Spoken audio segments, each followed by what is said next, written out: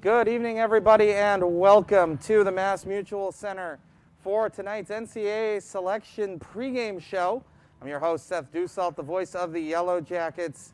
What a year it's been. You know, the expression "a year unlike any other" is one that everybody has heard a lot this year, and it certainly has been. But one thing remains the same: the Yellow Jackets on top of Atlantic hockey, 3 straight regular season championships, and out of the 2 times the Jack Riley Memorial Trophy has been awarded, the Yellow Jackets earned that as well. 15-3 record on the year, the top winning percentage in the entire country in Division I men's hockey, .833. Top 5 in offense, top 5 in defense, top 5 in shooting defense. You look through the numbers and they are very impressive for a strong Yellow Jackets team, and it really is a team effort. And it's about family, and that is a great lead-in to our first top play that we're going to show you tonight from a great young man who has come a long way. I think they're 4 for 4, aren't they? That might even be it. My live stats are showing 3 for 4, but you could be right. Either way, it's too many. Galambos toward the side of the net, stuffed in, score! Eric Otto, his first collegiate goal! So that right there, the first collegiate goal for Eric Otto, and this brings me to our first guest of the night, which is our head coach, Eric Lang. Coach, I know we've talked, and I know you've talked a lot about Eric Otto's journey fighting cancer and getting through that. How gratifying is it to you to just get to see Eric Otto be Eric Otto, the college hockey player, and score that first goal and be a big part of this team this year?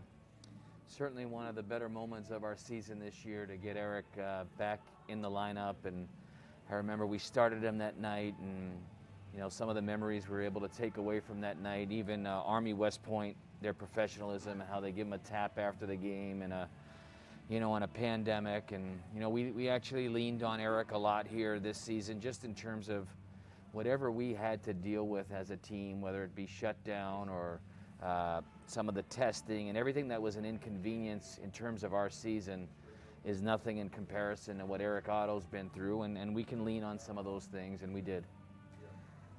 It's not just him, obviously, in this program, and the nature of hockey is battling through adversity and sacrifice and hard work and blood, sweat, and tears. And I want to go back a few years even further to Bryant Christian, who, not quite the same thing, but wanting to take a shift with a broken leg and the impact that that had. And what does it say that this program just keeps producing people who seem to be willing to do anything and are able to battle through incredible challenges to be successful? This dates back to Gary Wright, who's a great mentor of mine, and was here forever, and the emphasis he put on bringing in great people. And we see that with all of our alumni and with our support that we're receiving. And a lot of tremendous human beings have come through our program. Some of the more recent, obviously, you make mention of Bryant Christian. And, as a program, you look for turning points potentially and what may have got you going a little bit. And I lean on that, ironically, against Canisius. Bryant Christian wanting to wear the sweater one more time, wanting to be a Yellow Jacket for one more shift, with a compound fracture in his leg. And that certainly got this thing going a little bit, and we leaned on that. And Bryant was a great leader, and some of our guys were able to to played with him, and it's just been passed on. It's been pretty neat. You make a great point about Coach Wright, who I was fortunate enough to work with for 9 years, and obviously somebody you learned a lot from. And a couple other people that you learned a lot from that we got to see this weekend are Brian Riley and Trevor Large, and you and Trevor obviously coached together, both with Gary Wright here at AIC, graduated with your master's degrees together, and then coached with Brian Riley. Of those 3 people, Gary Wright and Brian Riley and Trevor Large, what's kind of the lesson that you've taken from each of them that has helped you get to this point in your career and your life? I always say this: I'm fortunate enough, everyone, you kind of look at your coaching tree and how that path is, kind of carved out. And I had 2 of the greatest mentors that anyone could possibly have. Obviously, Gary, he recruits a pretty bad hockey player from the Bronx, and showed some belief in me. And,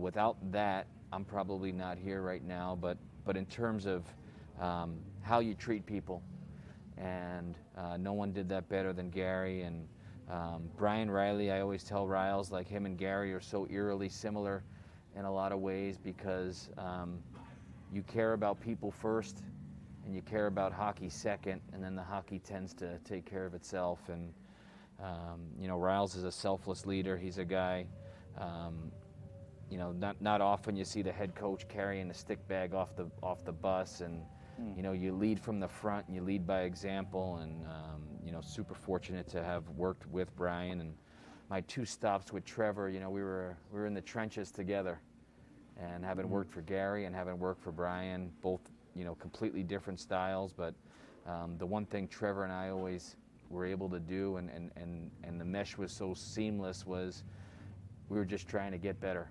And he made me better, and I hope I made him better. And he's done a terrific job with that Canisius team, and that was a formidable opponent for us last night. Getting to our own program and the players, some of whom are up here and will be joining us shortly, the development of a college hockey player from their freshman year to their senior year is really evident in this program, and the amount of progression that guys have. What is it that you look for in the beginning when you're recruiting somebody, and why is it that these guys are able to progress so much? I think when you bring in A mindsets, and we have a bunch of them in our locker room, when you bring that A mindset in, they just want to get better, and they just want to be great, and it's by any means necessary. And I look at guys like J. Cole and Chris Dodero, just to name a couple guys right off the top of my head here that have transformed themselves. Luka Maver, they just want to be great, and all of a sudden you've got a locker room full of that. And our internal competition drives our program. It's certainly driven the program to a lot of success, as evidenced by the thing sitting in between us. Eric Lang, the head coach of the AIC hockey team, and he'll be back with us later on tonight. But we want to take a look now at another one of our top plays from this season, so let's roll that footage. As once again it comes in over the line, and once again pinball's out, and this is dangerous. Chris Theodore in. Theodore, score! Chris Theodore, goal scorer's goal. So you saw that goal there from Chris Theodore, set up by Jeff Baum, and I'll tell you, it's 2 players you talk about development that have really evolved, and Chris Theodore is somebody who, a year ago went through a really tough injury, missed the entire season basically, and has come back with a bang.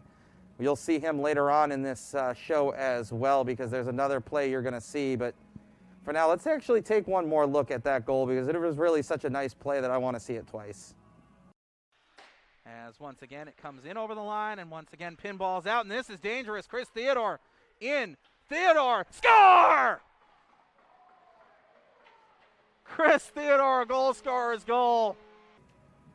And joining us now, the captain of the Yellow Jackets, or I should say one of 2 captains of the Yellow Jackets, Brennan, Capchak. Cappy, that clip we just showed of Chris Theodore's goal against LIU, Jeff Baum set it up. He's been your D partner most of the year. You guys have been one of the best pairs, not just in this conference, but in college hockey.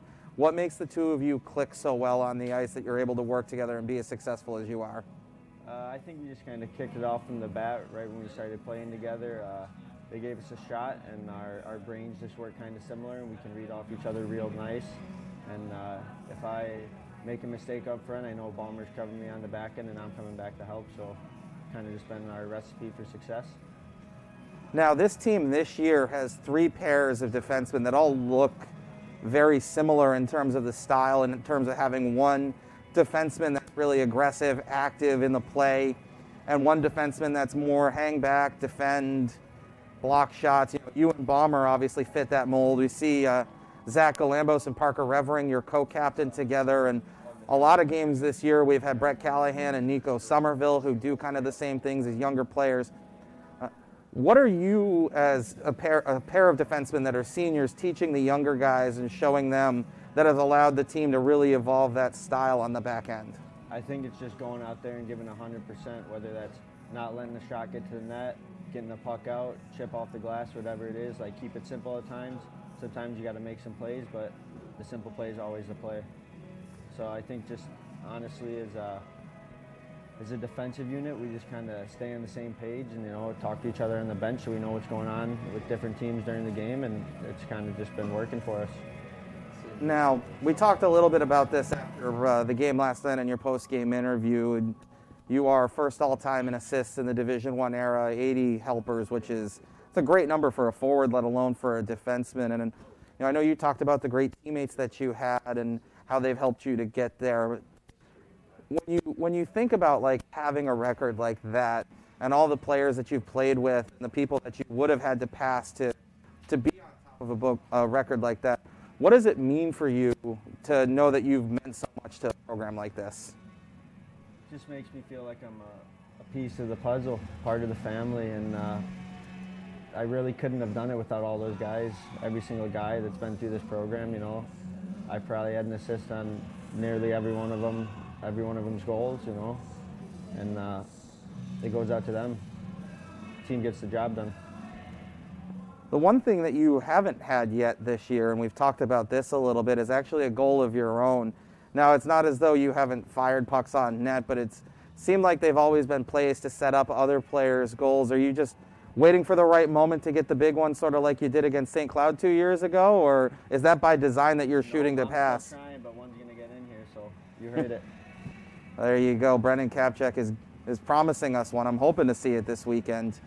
Brennan, you have a co-captain in Parker Revering who is a phenomenal defenseman in his own right. He's a player who's really evolved in his 3 years. What has allowed him to make the steps he has on the ice and also become such a great leader as well? I think he started off slow and didn't play too many games when he got here. Fast forward a year and he got in the lineup. He established a role for himself and he kind of just let it take over, and he's been growing ever since.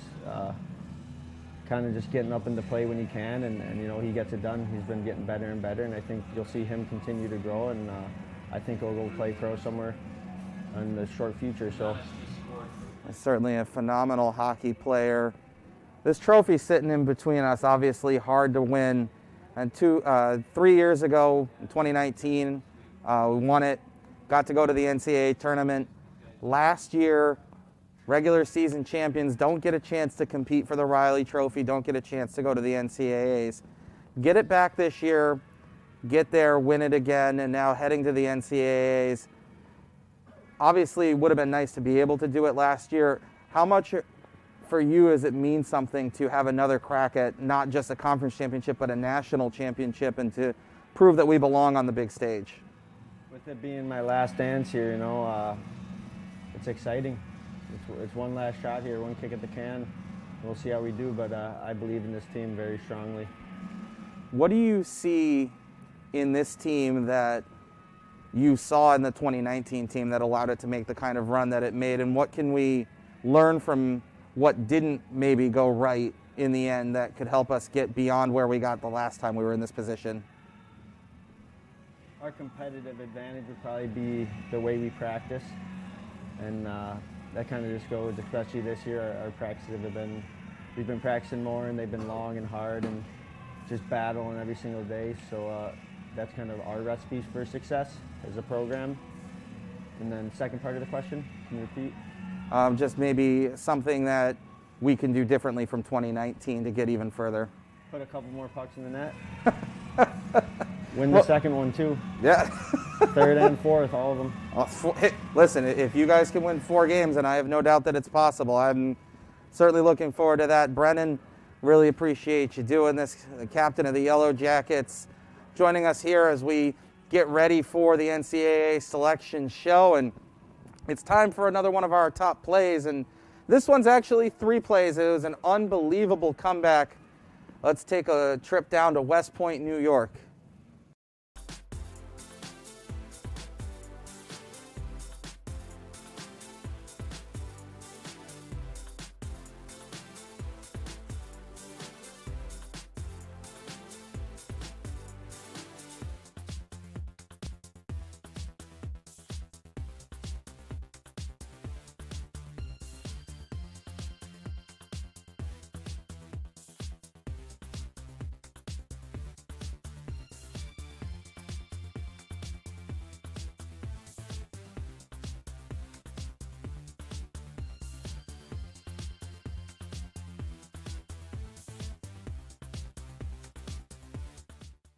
here after taking a look at one of the most unbelievable comebacks I've seen in the 14 years I've been part of this program. From down 2 with 1 minute and 40 seconds to go to winning in overtime down at West Point. The Yellow Jackets know that no game is over until the horn sounds, and this guy sitting to my right, a big part of that, Justin Cole. You were part of that comeback, I believe, had one of the 2 goals in the regulation. I guess first of all, just take us through the mentality of being down 2 with 2 minutes to go and being able to come back. Our team is resilient. I mean, no guy on our team, it doesn't matter what the score is, we're going to keep playing and trying to win games. I don't think, I mean, honestly, I didn't feel like we were going to lose that game even in that situation because we have so many good players that can make plays for us and turn a game. You've been a guy whose role in the lineup has been a little different every year, and this year your role is very, very big. You're part of the power play. You're out there in all situations. You've been able to capitalize on it in a big way with a lot of big points, big goals. How do you feel like your evolution as a player over the 3+ years that you've been here has happened, and what's allowed you to kind of get to the point where you are such a key person in this lineup with a really talented team? Well, I mean, when you get here, there's roles. Guys have roles. You got to find where you fit in. And the first 2 years, I made my money on the PK, and that's how I kept myself going. But, you know, if you're here and you're not developing, that's on you. They give us everything that we need to develop. I mean, we get ice all the time. And the culture here is what pushes development in players. So for me, I don't take as much credit for it. It's more the coaches and the other players on the team that help develop you. You play all 3 positions up front, which at this time and this level is sort of unusual. Usually by now a guy is a left wing, a right wing, a center, but you can play anywhere. What have you, I guess, learned that has allowed you to be so versatile and play center, left, and right pretty much equally as effectively? Not really sure. It's kind of, you watch the game, you watch games over, you watch guys like last year, you watch like Hugo and other guys play center, you can pick up a lot of things. And I mean, once again, like they help you so much with it. So if I was playing center in a week, they had me doing draws every day after practice, sending me clips of what to do. So it's not so much that I have the ability to do it, it's more that people help me to see how each position is played. So I've had success doing that. You're a senior now, and so obviously you've played with a lot of different great players that have come through this program. Who are some of the guys that have come before you that you would say kind of had maybe a bigger influence on you and your development as a hockey player here at AIC? There's so many guys. I mean, my first year there's Muzz, Binksy, John O'May, like all those guys, all those seniors were great for my development. They're great guys, like they're gonna be my friends for life. But then you go down any class and every guy can and did help me develop in a way. You were named the Atlantic Hockey Tournament's most outstanding player. You also earned the Atlantic Hockey Individual Sportsmanship Award. I went and did a little digging, and obviously I don't have everything, but I couldn't find anybody else who's won both of those awards in the same season from any league, not just Atlantic Hockey. To have those 2 kinds of things happen, to get those 2 kinds of awards so very different, what does it mean to you to be recognized both for your ability to play a clean game but also be an incredibly effective hockey player and successful in that way? Well, yeah, it obviously it's nice to get awards and everything like that, but the ultimate thing is like we won this weekend, and that's way more important than any individual award. So yeah, they're nice to get, but that's not the ultimate goal.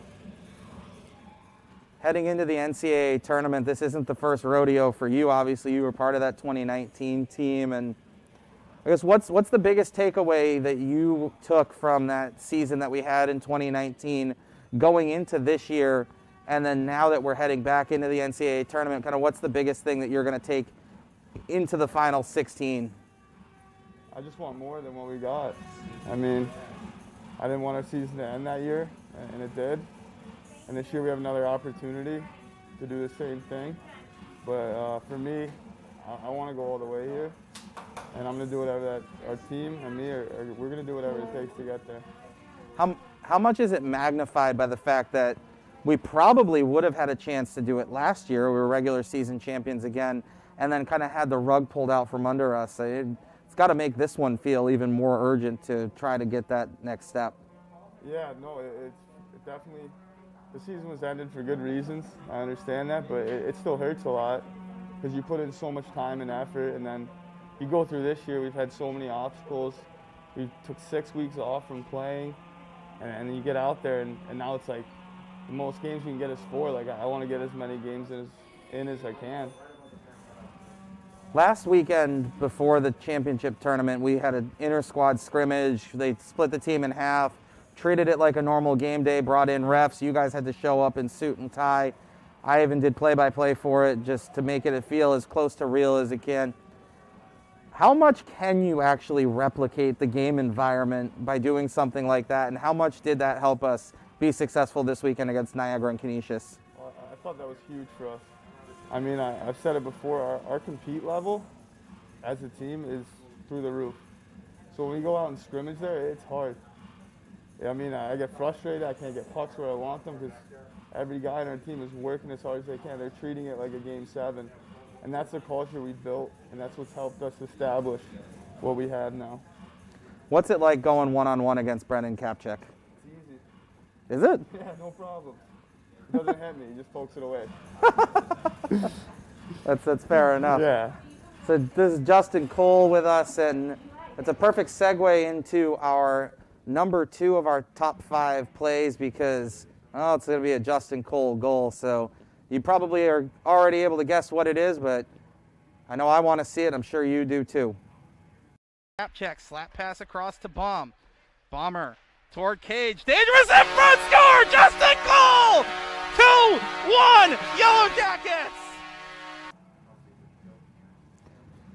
So that was Justin Cole's winning goal in the semifinal game against Niagara University. And I mean, we've seen a couple of Justin's goals now tonight. Obviously, we saw them as part of the comeback against Army, and he scored that one against Niagara as well. He scored against Canisius in the championship game too to make it 1-1. Let's take one more look at that goal against Niagara, though. Really an unbelievable play by Justin. Capchak, slap pass across to Baum. Bomber toward Cage. Dangerous in front, score! Justin Cole! 2-1, Yellow Jackets! Yeah, just an unreal goal again to get to look at that, to the winning goal against Niagara. A situation where the team was down 1-0, 10 minutes left. Elijah Barriga scores the tying goal, and Justin Cole scores the winner a few moments later. And the man that made it all stand up, only gave up 3 goals on the weekend, is Stefano Durante, the Atlantic Hockey goaltending champion. Your entire career has been just about overcoming challenges. You know, a couple times that you've been injured and then able to come back. What makes you so resilient as a hockey player? I think just the way I was brought up from my family, you know, it was always about working hard and trying to prove yourself to people. And I think just having that hardworking mindset kind of gave me that power to keep getting better and find a way to prove myself to everyone.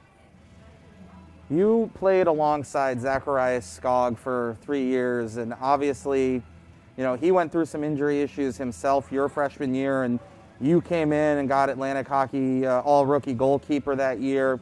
The following year, it was you that got injured, and then he took over, and obviously the run that we had in 2019.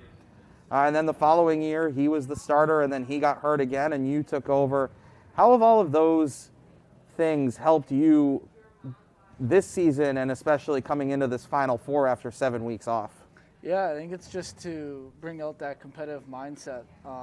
You know, him and I pushing each other every day at practice, and one guy who was rolling with the ball, and the next guy's got it, and you know, it was all about just trying to take another step each day at practice. And I think having him here and now having Cooch here drives me every day just to be better.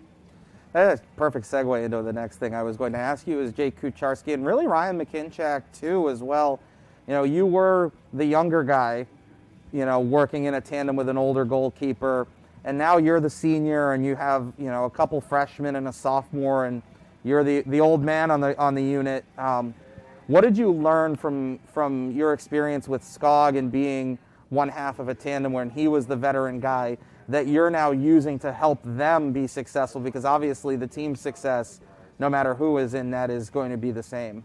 Yeah, for sure. No, we have a good group of goalies here with all four of us. And, you know, when I was a freshman with Skog and Muzz as my older guys, you know, they taught me the ways. They took me by their arms and tried to help me out. And, you know, they really showed me what to do at practice and, you know, how to work each day. And, you know, this was a program on the rise when I first got here. And, you know, they just made sure to tell me that we have professionalism here and come each day with the mindset of getting better. And that's what I'm trying to establish in them as well. And you've certainly done that. You know, Atlantic Hockey goaltending champion this year, and I imagine that your answer is going to be very similar to when I asked Justin about the awards that he won. But what does it mean to you to be able to do that for the team and, you know, be the guy who was so good that the league put your name on an award because you were that good in net? Yeah, it means a lot, but, you know, I don't get that award without the guys on my team. Like, they blocked so many shots for me this year where I didn't have to do much, but, like, if you look at the weekend we just had, I think I only had 4 shots in a championship final game, and it's a credit to them and what they've done to make us successful in the defensive zone and make my life a lot easier back there.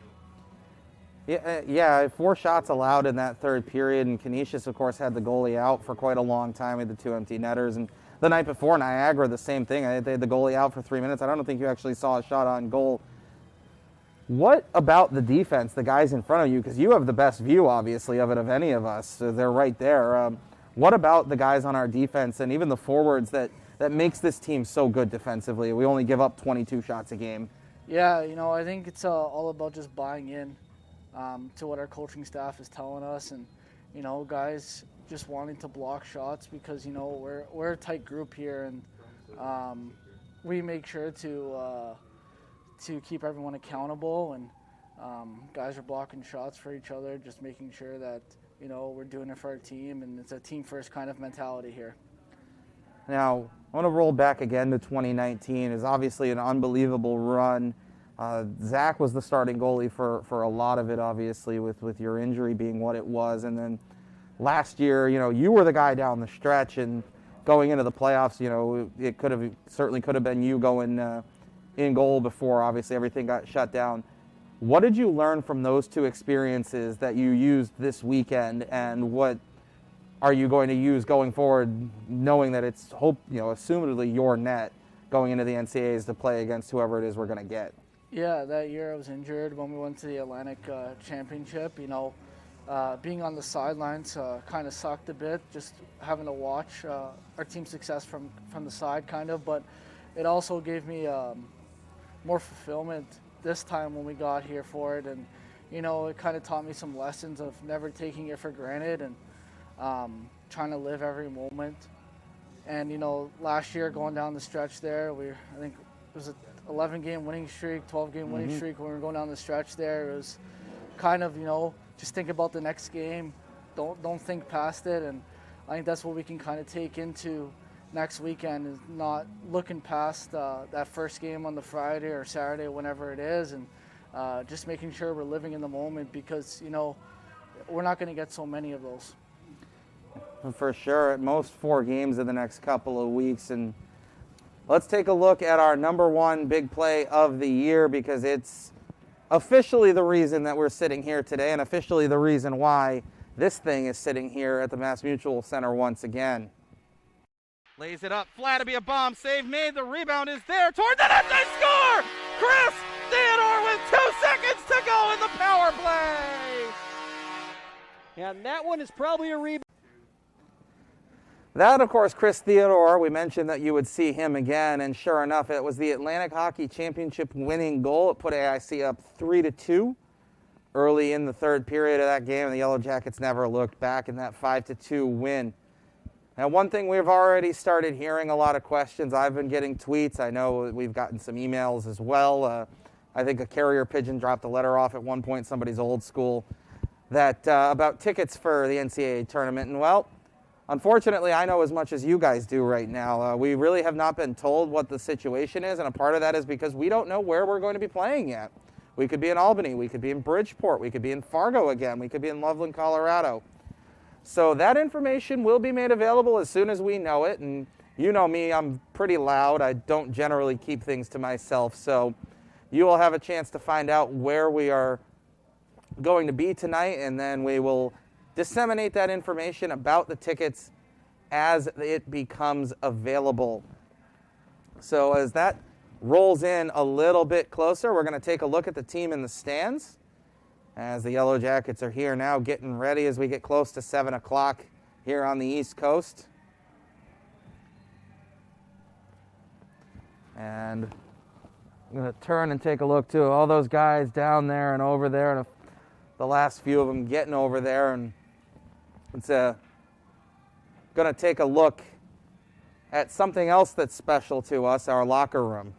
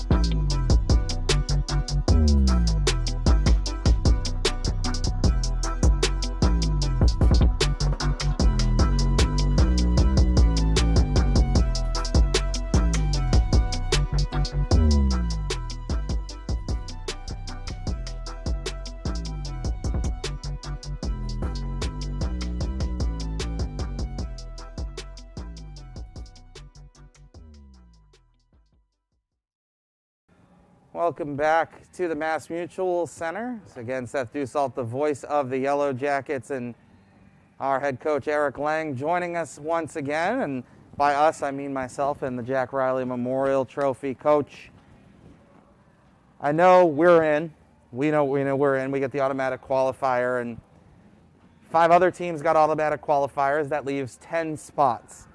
I know Atlantic Hockey, we've talked about Brian Riley and Trevor Large. You know, not necessarily one or the other, but last pitch to the committee to get 2 teams from Atlantic Hockey, and what would you say is the league's champion? I would say look at college basketball today. Illinois out, Ohio State out. Like, I think the beauty of the tournament sometimes is the little guy can, and I think we do our sport an injustice when we need more teams. We want to grow our brand. We want to grow the college hockey game. And you've got a great story in Army hockey. And, to take a team that's maybe 1 or 2 or 3 games over 500 and to see that they have the 6th or 7th best winning percentage in the country, I think, again, in a year where there's not a lot of crossover and you don't have a lot of reference points, take the team that's won the most games. It's real easy, in my opinion. Certainly, and Atlantic Hockey has, if my memory serves me right, 4 of the top 16 winning percentages. 3 of those teams were here in this building this weekend, and we obviously were one of them at 833, the number 1 team in the country. What does that mean to you, to end a regular season and go into the NCAA tournament as the team that had the most success statistically? I think it's pretty neat. I think when you see AIC in terms of some of the programs that we're being, mouthed with, in BC and North Dakota and Minnesota and AIC. I think it's pretty neat when you get a chance to kind of take a step back and look at it. And really proud of our guys and our administration and everybody, all of our support staff that were able to have a season here.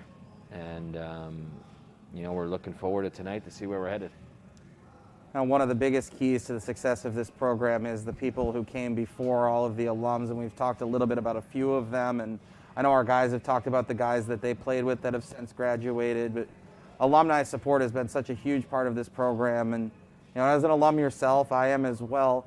What does it mean to know that we've got support from, seeing tweets from guys who graduated in the 60s and plenty of the guys that played for Coach Wright in the 80s and 90s, your teammates and guys in the 2000s and all the way up. Yeah, that's the group that paved the way. They paved the way for this beautiful facility. You know, guys grinded it out in the old Smead Arena, and then obviously the Olympia was a tremendous upgrade. But you know, we've got a rich hockey history. We go back to 1948, and lots of success in the 60s and the 70s, and we had that great late 80s team, you know, the 90 team, and you know, we're continuing on what's a great hockey tradition here at AIC. The three guys that I had up here earlier that we talked to, Justin Cole, Stefano Durante, and Brennan Capchak. Obviously, you have another tremendous senior class, much like you did last year. Maybe a little bit, like one or two sentences about each of those three guys in particular and what makes each of them a special player and part of this program. I'll start with Steph. I haven't had a player that I've had more belief in terms of his preparation, his lifestyle. He's one of these guys, he brings confidence to our team because guys know he's prepared. And, you know, he's, you know, I use this term a lot, but he's one of the best human beings I've ever been around. J. Cole is a gamer, you know, big-bodied, great kid, soft-spoken, hasn't taken a penalty in 2 years. Gary Wright would be proud of that. And, you know, he steps up. The bigger the game, J. Cole's got a little knack to find a way. And Brennan Capchak is the most special player in our league, one of the most special players in the country. He's a great leader. You know, he's the heartbeat of our hockey team and our program. Just got word that the selection show is going to start a little bit late. It's funny that you referenced the basketball tournament because there's a game going on right now that's in overtime, and one of the beauties of this time of year, of course, is the overtimes, as we saw with the Canisius and Army game, and it gives us a little bit more time to talk. And another college basketball reference that you made recently that I really like is referring to trying to make AIC the Gonzaga of college hockey. What exactly do you mean by that? I think if I asked 10 people that are pretty decent sport fans, and I said Gonzaga, they'd say college basketball. If I asked them where Gonzaga was, they might not be able to point it out on a map. And I think the reference I was trying to make is, you know, AIC, you know, we could be known as the hockey school. Gonzaga's the basketball school, and I think there's some parallels there. And, you know, our fan base is growing. Our brand is growing. I got texts from Austin, Texas, California, all over. Obviously, we've got some players from Europe. I mean, we've hit a lot of areas here, and I think our brand is growing pretty good right now, and we're proud of that. That's a thing that I've always really wanted to talk to you about, the players that we get from all over the world. I mean, obviously, you're not getting on a jet every week during the summer and flying over to Europe, but guys like Luka Maver or Patrick DeMel who came over here. How do you find a guy like that in the first place? We have great contacts and great leads in a lot of these countries, and the one thing that we've stumbled upon is our style of play lends to a European kind of style of play. It's a high demand on puck possession, and we've found that European players enjoy playing with other European players, whether it's comfort of language or comfort in style of play, or even comfort in, they can come here and be successful academically because people have done it before them. So it's been a great model for us. We've put the international in international, and it's a beautiful thing for our locker room as well. It certainly is a wonderful thing to see all those flags on the line chart every night as well. We got the selection show coming up now, so we're going to point the camera at our players, and you're going to get to see their reaction as they find out what we're all waiting for. Who are we playing? Where are we playing next weekend?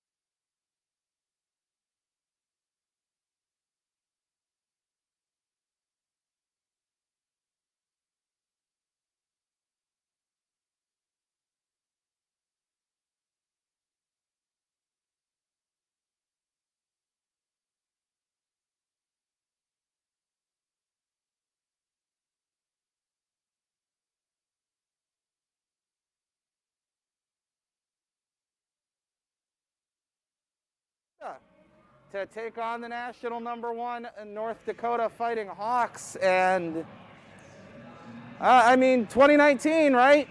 We were sent to Fargo, North Dakota to take on the national #1, and we all know what happened.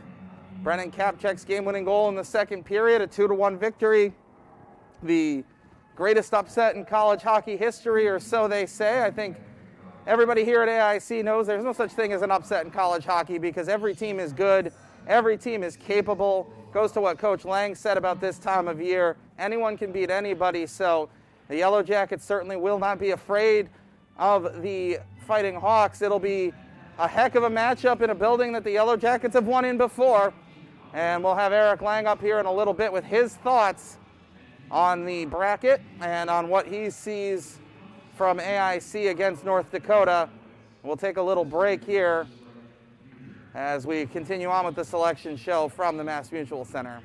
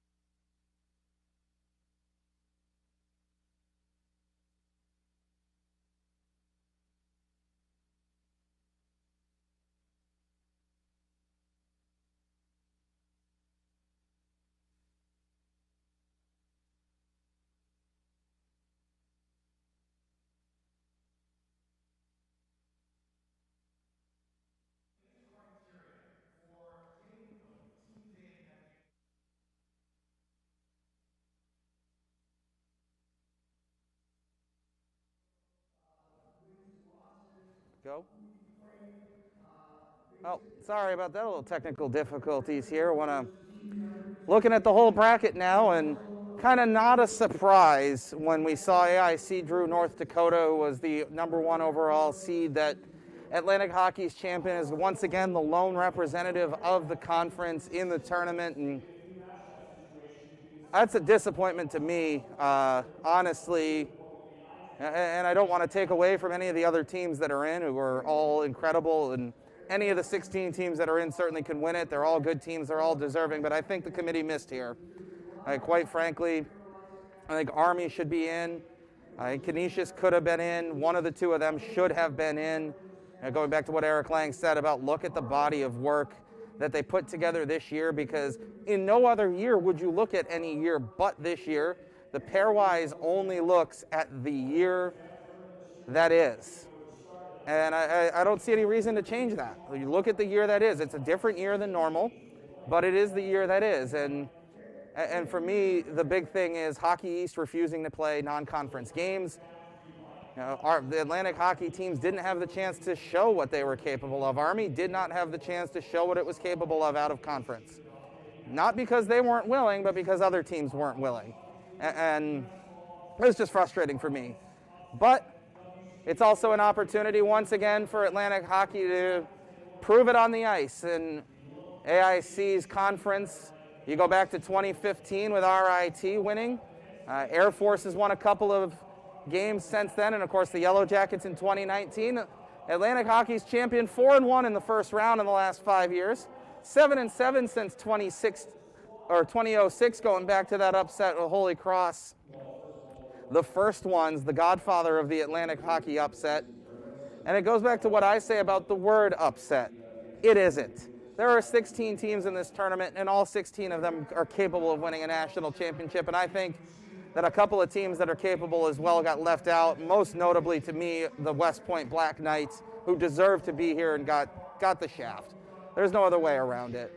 But I can tell you this, there's a group of guys behind me right now that are going to compete their butts off for their school and for their entire conference. I can promise you that, Atlantic hockey, the other 10 teams, if anybody's watching in our league, going to represent you well.